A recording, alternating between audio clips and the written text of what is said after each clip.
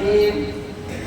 الحمد لله وحده والصلاة والسلام على من لا نبي بعده. أما بعد فأعوذ بالله من الشيطان الرجيم. بسم الله الرحمن الرحيم. ووصينا الإنسان بوالديه إحسانا حملته أمه كرها ووضعته كرها. اور ہم نے انسان کو اپنے والدین کے ساتھ بھلائی کا حکم کیا. اس کی ماں نے زمانہ حمل میں تکلیف و مشقت کے ساتھ حمل کا بوجھ اٹھایا اور ولادت کے وقت میں جان کی تکلیف کے ساتھ جنا ہے. محترم سامعین اور میرے دینی بھائیوں اور دوستوں، قرآن مقدس میں اللہ رب العزت نے کئی جگہ اپنی عبادت اور اپنے حق کے ساتھ والدین کے حق کا بھی ذکر فرمایا ہے. اور جہاں مالک عد و سما خالق کائنات نے اپنے عبادت کی تاکید فرمائی ہے، وہاں والدین کے ساتھ اس نے سلوک اور رواداری کی بھی تاکید فرمائی ہے. کئی فرمایا وَوَصَّيْنَا الْإِنسَانَ بِوَالِدَيْهِ إِحْسَانًا، ہم نے انسان کو اپنے والدین کے ساتھ اس نے سلوک کی تاکید کی ہے. اور کئی فرمایا وَوَصَّيْنَا الْإِنسَانَ بِوَالِدَيْهِ حُسْنًا، ہم نے انسان کو اپنے ماں باپ کے ساتھ ہمدردی کی تاکید کی ہے.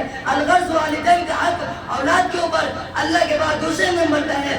اسے اللہ تبارک و تعالیٰ موجود حقیقی ہے اور عالم اسباب میں والدین اپنے اولاد کے اوپر وجود کا ظاہری ہے. اسے اللہ تعالیٰ نے جگہ جگہ ماں باپ کے حقوق کی اہمیت کی تاکید فرمائی ہے کہ ہمیشہ اپنے ماں باپ کے ساتھ اچھا سلوک کرتے رہو، ان کی تعظیم و محبت اور خدمت گزاری کو اپنی سعادت سمجھو.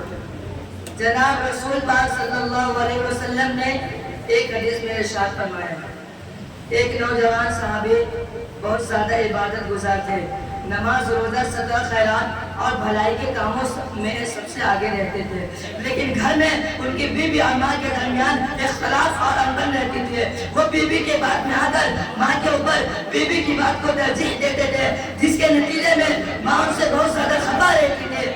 اتفاق سے اس نوجوان کے موت کا وقت آیا، ان سے کلمہ نہیں پڑھا جاتا تھا، تو اس کی بیوی نے حضور صلی اللہ علیہ وسلم کے پاس یہ کہنا بھیجی کہ میرے شوہر نزا کی حالت میں ہے، چاہتی ہوں آپ کو بتلا دو. تو حضور اکرم صلی اللہ علیہ وسلم بنفس نبی تشریف لائے اور حضور نے کہا کلمہ پڑھو.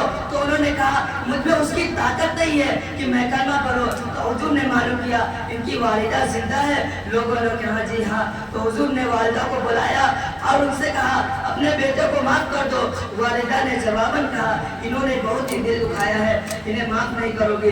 تو اس پر حضور اکرم صلی اللہ علیہ وسلم نے لکڑیاں جمع کرنے کا حکم دیا اور اس میں آگ لگا دی گئی. پھر ماں سے پوچھا اگر ہم تمہارے بیٹے کو اس آگ میں ڈال دیں تو تم اپنے بیٹے کی بچانے کی سفارش کرو گے؟ ماں نے کہا جی ہاں. تو حضور صلی اللہ علیہ وسلم نے فرمایا جہنم کی آگ اس سے کہیں زیادہ سخت ہے. جب تمہیں اس میں جلنا گوارا نہیں تو اس سے کہیں زیادہ سخت اور تلین آگ میں جلنا کیسے گوارا ہے؟ لہذا تم اپنے بیٹے کو یا تو معاف کر دو ورنہ ان کو ہم تمہارے سامنے اس آگ میں جلا دیتے ہیں. تو اس پر ماں نے کہا یا رسول اللہ آپ گواہ رہے، میں نے اپنے بیٹے کو معاف کر دیا اور اس سے راضی ہو. اس کے بعد آپ صلی اللہ علیہ وسلم نے بیٹے سے کہا کلمہ پڑھو، تو انہوں نے کلمہ پڑھا. محترم سامعین، آپ نے دیکھا کہ ماں باپ کی ناراضگی اولاد کے لیے کتنا خطرناک ہے. چاہے اولاد اپنی جگہ کتنا عبادت گزار اور نیک صالح کیوں نہ ہو، مگر ماں باپ کی ناراضگی سے کلمہ تک نصیب نہیں ہوتا. لیکن آج کا نوجوان جب اس کو جوانی آئی اس نے والدین کو کیا سلا دیا؟ کہنا بیوی کے کہنے سے ان کی بے عزتی کی، ان کو جیون تنگ کر دیا، ان کو گھر سے الگ کر دیا. ان کا دل دکھانے کے لیے بیوی کی زبان درازوں کو تخت دیا. دکان اور دفتر سے آ کر خود والدین پر ظلم و ستم کے پہاڑ توڑے.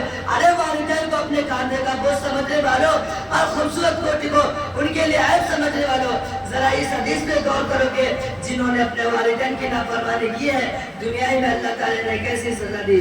اس لیے عزم کرو کہ انشاءاللہ والدین کی خدمت ہر حال میں کرنی ہے.